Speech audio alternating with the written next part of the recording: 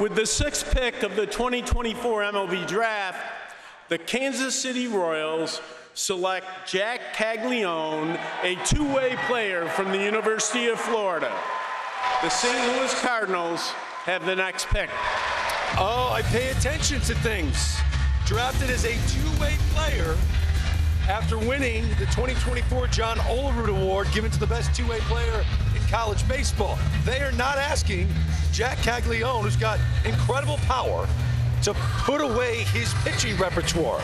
And Tony, your team faced off against this kid when he's at the plate and on the mound. What do you make of him being drafted as a two-way player?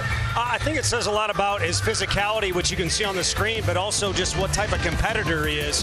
I know there's a lot of comps on different guys. He kind of reminds me of Paul O'Neill.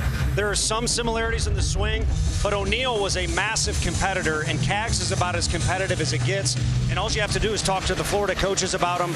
It's impossible to fake how much they care about and like that kid, and are certainly going to miss him as well. You get to the offensive side, highest exit velo ever recorded, furthest home run ever by StatTrax or TrackMan, whatever you want to use, also recorded. What did your team say about facing him when he was on the mound, though? The changeup was a nightmare, and I think in the fall he was upper 80s according to scouts, or I'm sorry, upper 90s. So it's a true power arm, but when he faced our lineup, he kind of started tricking guys a little bit with the changeup, and they couldn't see it, and it took us multiple times through the order to adjust to it. So I think there's a full arsenal there if he is going to continue to pitch.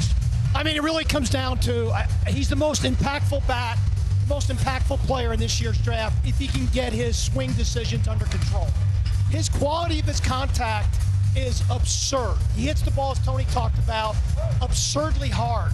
It really just comes down to, you know, can their development plan help him make better swing decisions? I'm not saying that he has to have massive changes, just some more. If his strikeout rate goes down just a little, I do think we can get fooled in college with swing decisions because he had no one around him to protect him.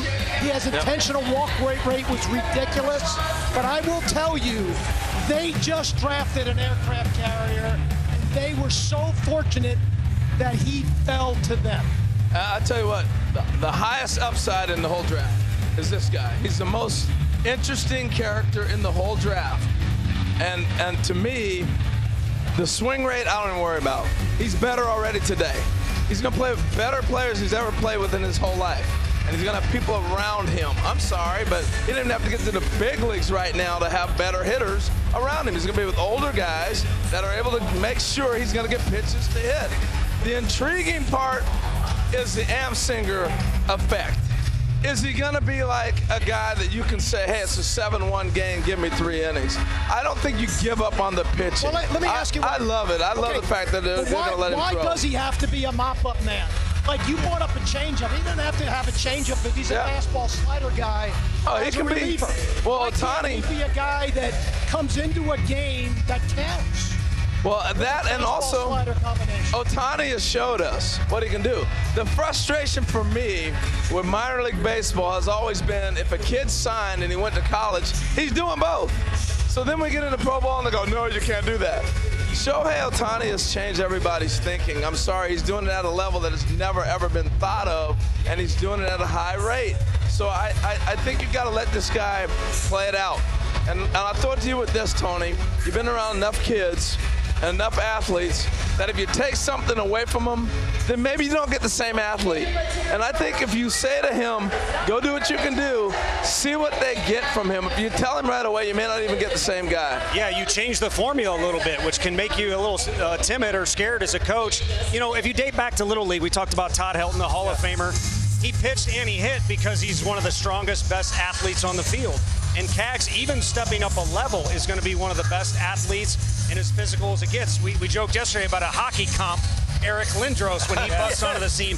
He moved faster and is bigger than everybody else. You could throw out LeBron. Hey, quick question before we have to break. You've now had the 2 SE players taken, Condon and Cags. Who feared you the most from the dugout? I got to tell you, it was Condon.